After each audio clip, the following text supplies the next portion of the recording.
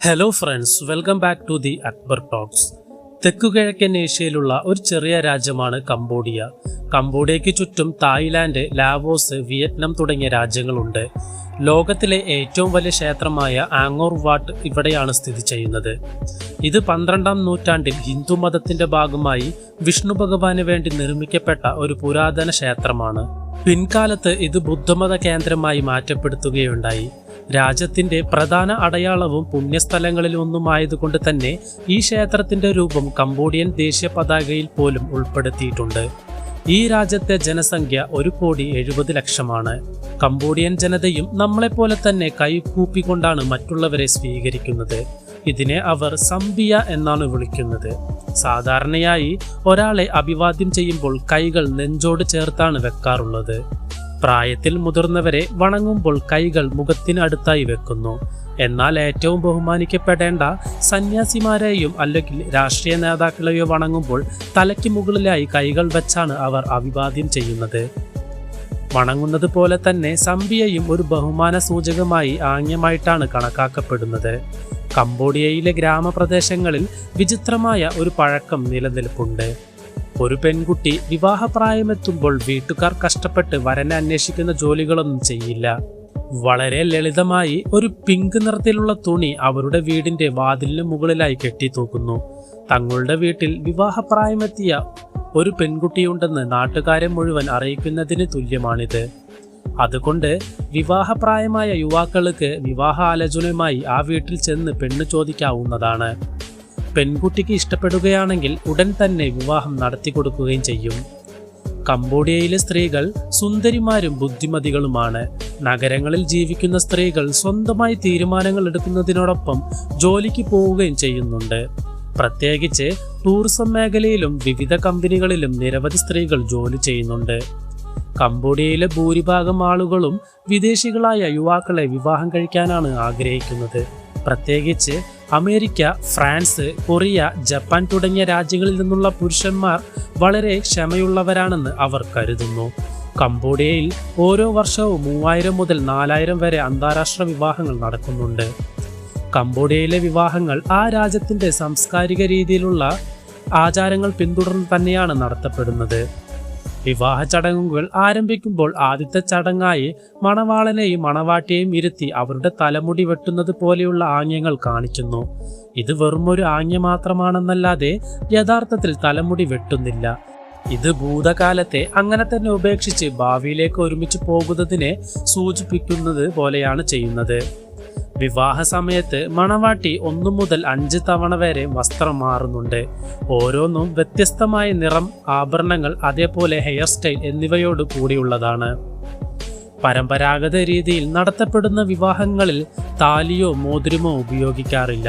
അതിനു പകരം മണവാളന്റെയും മണവാട്ടിയുടെയും കൈത്തണ്ടയിൽ മുതിർന്നവർ ചുവന്ന നിറത്തിലുള്ള കയറുകൾ കെട്ടുന്നു. ഇത് അവർ രണ്ടുപേരെയും ബന്ധിപ്പിക്കുന്ന ഒരു കയറായിട്ടാണ് കണക്കാക്കപ്പെടുന്നത്. അന്ന് രാത്രി തന്നെ മറ്റൊരു ചെറിയ മതപരമായ ചടങ്ങോടുകൂടി വിവാഹ ചടങ്ങുകൾ അവസാനിക്കുന്നു. കംബോഡിയൻ ജനത ബാങ്കുകളിൽ പണം സമ്പാദിക്കുന്നതിനേക്കാൾ സ്വർണം വാങ്ങുന്നതിനാണ് കൂടുതൽ മുൻഗണന നൽകുന്നത്. ഇതിന്റെ ഫലമായി തന്നെ രാജ്യത്തിലുടനീളം നിരവധി സ്വർണ്ണാഭരണ കടകൾ നമുക്ക് കാണാൻ സാധിക്കും. ആഭരണങ്ങൾ വാങ്ങുന്നതിനെ കംബോഡിയൻ ജനത ഒരു ഇൻവെസ്റ്റ്മെന്റായും അവരുടെ സ്വത്തുമൂല്യം വർദ്ധിപ്പിക്കുന്ന ഒരു വഴിയായും കാണുന്നു. കംബോഡിയൻ വിവാഹങ്ങളിൽ സ്ത്രീകളും മണവാളനും അമിതമായ രീതിയിൽ സ്വർണ്ണാഭരണങ്ങൾ ധരിച്ചിരിക്കുന്നത് നമുക്ക് കാണാൻ സാധിക്കും. എന്നാൽ അതിനെ വെറും ഒരു ആഭരണമായി മാത്രമല്ല, സാമ്പത്തികപരമായ ഒരു സപ്പോർട്ടായിട്ടാണ് അവർ കാണുന്നത്. പല കംബോഡിയക്കാർക്കും ബാങ്ക് അക്കൗണ്ട് പോലുമില്ല. എന്നാൽ എത്ര സ്വർണമുണ്ടെന്ന് ചോദിച്ചാൽ അവരുടെ കൈവശമുള്ള അവസാനത്തെ ഗ്രാം വരെ കൃത്യമായി പറയും. നമ്മുടെ നാട്ടിൽ സ്വർണം വിറ്റ് കാറോ ബൈക്കോ പോലെയുള്ള എന്തെങ്കിലും സാധനങ്ങൾ വാങ്ങും. എന്നാൽ അവർ സാധനങ്ങൾ വിറ്റ് സ്വർണം വാങ്ങാൻ സാധിക്കുമോ എന്നാണ് നോക്കുന്നത്. ആ അളവിലെ സ്വർണം അവർക്ക് വളരെ പ്രധാനപ്പെട്ട ഒരു വസ്തുവാണ്. നമ്മുടെ നാട്ടിലെ ഭരതനാട്യം പോലെ കംബോഡിയയിൽ അപ്സര നൃത്തം എന്ന് പറയപ്പെടുന്ന പരമ്പരാഗത നൃത്തം ഇപ്പോഴും നിലവിലുണ്ട്. ഭരതനാട്യം പോലെ തന്നെ ഇതും ഹിന്ദുമതവുമായി ബന്ധപ്പെട്ട ഒരു നൃത്തരൂപമാണ്. ആങ്കോർ വാട്ട് ക്ഷേത്രത്തിൽ പോലും അപ്സര നൃത്തം നാടുന്ന ശില്പങ്ങൾ നമുക്ക് കാണാൻ സാധിക്കും. മുഖത്ത് നല്ലൊരു പുഞ്ചിരിയോടെ പതുക്കെയുള്ള കൈശരീര ചലനങ്ങൾ നൽകി പരമ്പരാഗത ഗമർ സംഗീതത്തിനനുസരിച്ചാണ് ഇവർ നൃത്തം ചെയ്യുന്നത്. ഈ നർത്തകർ വളരെ ചെറിയ പ്രായത്തിൽ തന്നെ ഇതിനായുള്ള പരിശീലനം തേടി നൃത്തം കൃത്യമായി പഠിച്ചെടുക്കുന്നു. ഒരു അപ്സര ഡാൻസർ ആയിരിക്കുന്നത് കംബോഡിയയിൽ വലിയൊരു ബഹുമാനമായിട്ടാണ് കണക്കാക്കപ്പെടുന്നത്. കംബോഡിയയുടെ തലസ്ഥാനം പ്നോം പെൻ എന്ന സ്ഥലമാണ്. ഇവിടെ നിങ്ങൾ രാവിലെ ഉണരുമ്പോൾ നാടുനീളെ ക്ഷേത്രമണികളുടെ ശബ്ദങ്ങൾ കേട്ടുകൊണ്ടിരിക്കും. തെരുവുകളിലും കഞ്ഞിയും ഐസ്ഡ് കോഫിയും പോലുള്ള ഭക്ഷണ സാധനങ്ങൾ അധികമായി വിൽക്കപ്പെടുന്നുണ്ട്. റോഡുകളിൽ ഇരുചക്ര വാഹനങ്ങളും ഓട്ടോകളുമാണ് കൂടുതലുമായി ഉള്ളത്. തലസ്ഥാനത്ത് രാത്രികാല മാർക്കറ്റുകൾ വളരെ പ്രശസ്തമാണ്. വാഴയിലയിലെ വിളമ്പിയ ഗ്രിൽഡ് ഇറച്ചി ഇവിടെ വളരെ പ്രശസ്തമാണ്. ഇതുകൂടാതെ royal palace of Cambodia, what പണം ബുദ്ധക്ഷേത്രം എന്നിങ്ങനെ വേറെയും ചില പ്രശസ്തമായ സ്ഥലങ്ങൾ ഈ തലസ്ഥാനത്തുണ്ട്. കംബോഡിയയിൽ പൂർണ്ണമായും വെള്ളത്തിന് മുകളിൽ തന്നെ നിർമ്മിച്ചിട്ടുള്ള ചില ഗ്രാമങ്ങളുണ്ട്. ഈ ഗ്രാമങ്ങൾ കംബോഡിയയിലെ ടോൺലെ സാപ്പ് തടാകത്തിലാണ് നിർമ്മിച്ചിരിക്കുന്നത്. വേനൽക്കാലത്ത് വെള്ളത്തിന്റെ അളവ് കുറവായിരിക്കുമ്പോൾ വീടുകളുടെ അടിത്തറ തൂണുകൾ നമുക്ക് കാണാൻ സാധിക്കും. ഈ സമയത്ത് പുറത്തു കാണുന്ന ചെറിയ കരഭൂമിയിൽ ആളുകൾ അവരുടെ ദൈനംദിന ജീവിതം നയിക്കുന്നു. എന്നാൽ മഴക്കാലം ആരംഭിക്കുമ്പോൾ വെള്ളത്തിന്റെ അളവ് കൂടാൻ തുടങ്ങുന്നു. വെള്ളം അതിന്റെ പൂർണ്ണ അളവിലെത്തുമ്പോൾ വള്ളങ്ങൾ മാത്രമാണ് യാത്രയ്ക്കുള്ള ഒരേ ഒരു മാർഗമായി മാറുന്നത്. ഇവിടെയുള്ള പലരും മഴക്കാലത്ത് കരയിലേക്ക് പോകാതെ തന്നെയാണ് ജീവിതം നയിക്കുന്നത്. ഇവിടെയുള്ള ചെറിയ കുട്ടികൾ വളരെ ചെറിയ പ്രായത്തിൽ തന്നെ ബോട്ട് ഓടിക്കാൻ പഠിക്കുന്നുണ്ട്. ലോകത്തിലെ മറ്റു ഭാഗങ്ങളിൽ കുട്ടികൾ സൈക്കിൾ ഓടിക്കാൻ പഠിക്കുന്നത് പോലെ ഇവർ മുളക്കമ്പുകളോ പ്ലാസ്റ്റിക് ഡപ്പോ അലുമിനിയം ബക്കറ്റുകളോ അങ്ങനെ എന്തെങ്കിലും ഉപയോഗിച്ച് ബോട്ട് ഓടിക്കാൻ പഠിക്കുന്നു. വീടുകൾ കൂടാതെ ഇവിടെ ഒഴുകുന്ന മാർക്കറ്റുകളും സ്കൂളുകളും അതേപോലെ ക്ഷേത്രങ്ങളുമുണ്ട്. ഇതെല്ലാം കാണാനും കേൾക്കാനും വളരെ നല്ലതാണെങ്കിലും ഇവിടെ ജീവിക്കുന്നത് അത്ര എളുപ്പമുള്ള കാര്യമല്ല. കംബോഡിയയിലെ രത്നഗിരി പ്രവിശ്യയിലുള്ള മലയോര മേഖലയിൽ ക്രയോങ് എന്ന് ഗോത്രവിഭാഗത്തിൽപ്പെട്ട ആളുകൾ ജീവിക്കുന്നുണ്ട്.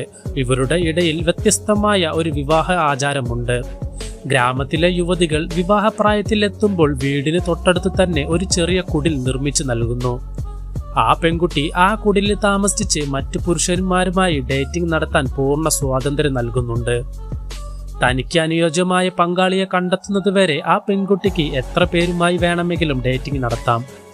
കംബോഡിയയിൽ സുന്ദരികളായ സ്ത്രീകൾക്ക് മാത്രം ടാറ്റു ചെയ്യാൻ അനുവാദം നൽകുന്ന ഒരു പതിവുണ്ട്. ചില പ്രത്യേക സമുദായങ്ങളിൽ മാത്രമാണ് ഇങ്ങനെ ചെയ്യുന്നത്. ചെയ്യുന്ന ടാറ്റുവും വെറുതെ എന്തെങ്കിലും ടാറ്റു ആയിരിക്കില്ല, മറിച്ച് സവിശേഷമായ ചില ടാറ്റു ഡിസൈനുകളാണ് ഉപയോഗിക്കുന്നത്. കഴുത്തിനു പിന്നിൽ ഒരു ചെറിയ താമരപ്പൂവിന്റെ ടാറ്റു, കൈത്തണ്ടയിൽ പുരാതനമായ ഒരു ചിഹ്നം, ചെവിക്ക് പിന്നിൽ ഭംഗിയുള്ള ഒരു വര എന്നിങ്ങനെ ചില ഡിസൈനുകൾ അവർ ചെയ്തു വരുന്നു. കംബോഡിയയിലെ നഗരങ്ങളിൽ വെസ്പ ഫുഡ് ടൂർ എന്നൊരു രീതി നിലനിൽപ്പുണ്ട്. ഇവിടെ എത്തുന്ന വിനോദസഞ്ചാരികൾക്ക് ഒരു നല്ല അനുഭവം സമ്മാനിക്കുക എന്നതാണ് ഈ ടൂറിന്റെ പ്രധാന ലക്ഷ്യം. വാടകയ്ക്കെടുത്ത വെസ്പ സ്കൂട്ടറുകളിൽ സംഘങ്ങളായാണ് ഇവർ വിനോദസഞ്ചാരികളെ കൂട്ടിക്കൊണ്ടു പോകുന്നത്.